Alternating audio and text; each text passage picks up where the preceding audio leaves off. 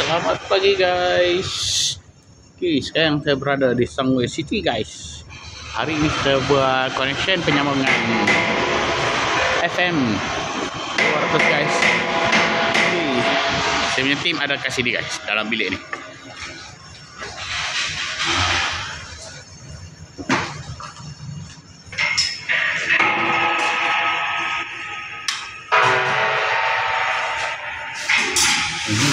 Kau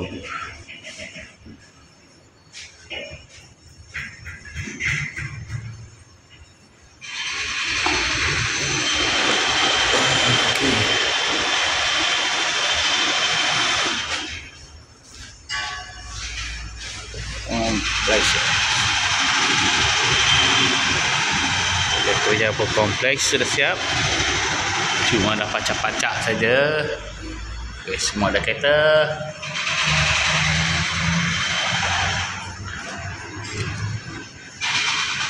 Settle semua guys.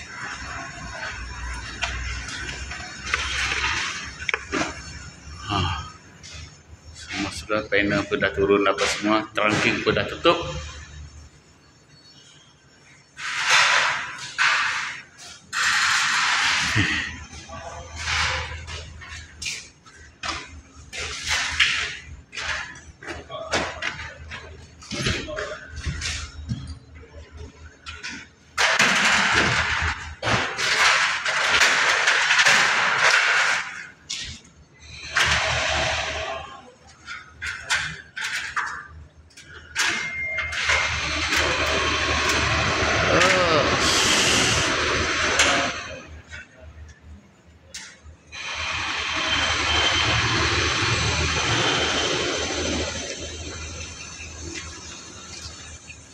Ini panel pun dah pasang. Saya pasang semalam baru test. Tapi ini kita menunggu satu panel lagi belum. Ini wire tak sambung lagi. Kata hari ini boleh sampai, tak boleh sampai ini wire.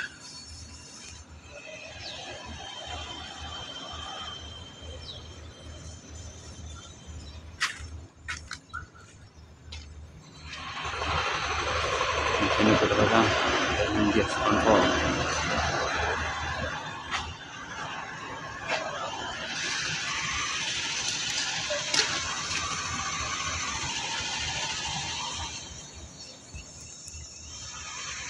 Dulu guys, ini yang kita buat dulu guys. Sudah siap, dah penghuni dah.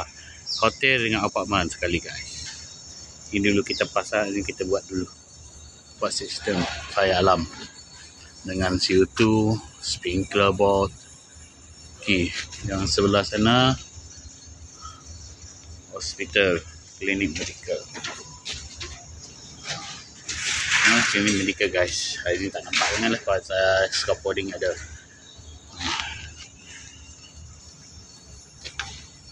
Hari ini kita nak buat pacak-pacak.